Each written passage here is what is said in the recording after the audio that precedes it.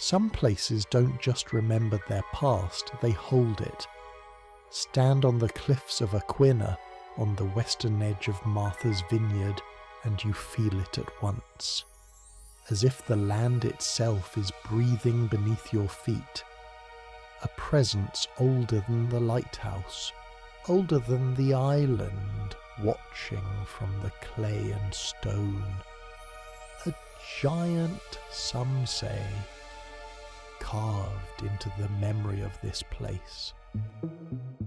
Welcome to Lighthouse Lore by the Last Lightkeepers, a collection of short stories born from the tragedies, hauntings, and mysteries of the world's loneliest lighthouses and coastal landscapes. Today's entry, The Cliff Giant. Gay Head Lighthouse, or Aquinnah Light, has always lived dangerously close to the edge. Perched more than 130 feet above the sea, its cliffs retreat each year until the island had no choice: move the lighthouse or surrender it to the waves. But long before engineers saved the tower, these cliffs were guarded by another presence, one the Aquinnah Wampanoag wove into the origin of Nuepe itself. One old story begins in the month of bleak winds.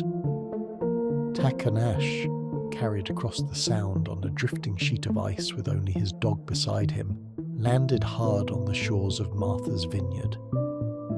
Searching for shelter, he followed the cliffs west, toward a place the elders spoke of in uneasy tones.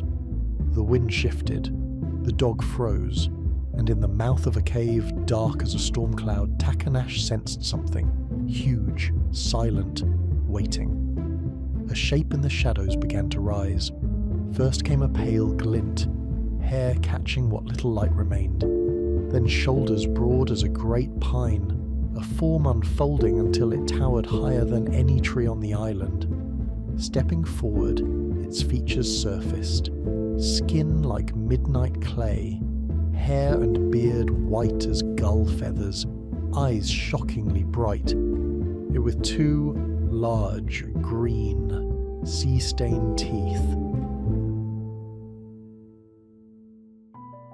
He was gentle, Takanash said, except when food or tobacco ran thin. Then visions plagued him, whales chasing deer, frogs digging for quahogs. For meat, he simply waded into the surf, lifted whales as if weightless, and tossed them onto the shore like boys flicking beetles. Only then did Takanash learn the giant's name, Moshup. His fires, the stories say, stained the cliffs red. His steps shaped the islands. He taught the Wampanoag to read the tides and live with the sea. But the cliffs hold even older secrets.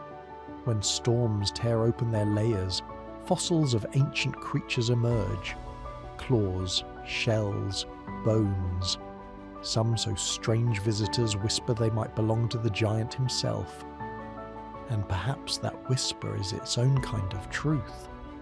Because in Aquinnah, myth and earth are never far apart. The lighthouse watches the sea, the cliffs watch the lighthouse, and deep within the colours of the clay lingers a presence storms, centuries, and erosion have never washed away. Some islanders say you can still feel mosh-up in the weight of the cliffs, in the hush before a storm, in the strange quiet when the sun goes down. Not as a monster, not even as a shadow, but as something ancient and still listening. You've been listening to Lighthouse Lore. Every light casts a shadow, and in every shadow a story. For more stories, visit thelastlightkeepers.com.